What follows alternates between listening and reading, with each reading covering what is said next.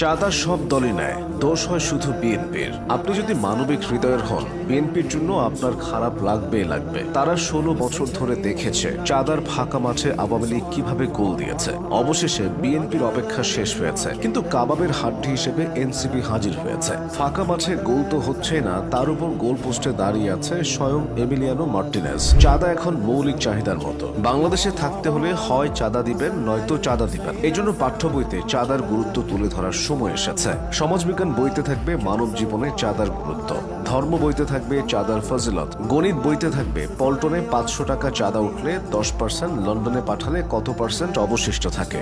বাংলা বইতে চাঁদা নিয়ে কিছু রাখার দরকার নেই, কারণ অলরেডি আছে। রবীন্দ্রনাথ যে একজন চাঁদাবাজ এ কথা অনেকে জানে না। তার লেখা 2 বিঘা জমি কবিতায় চাঁদাবাজির আইডিয়া দেওয়া হয়েছে। বুঝেছো উপেন, এই জমি লইব কিনে। এখানে বাবুকে আর উপেনকে তা আপনি বুঝে নিন। রাজনৈতিক দলের নেতারা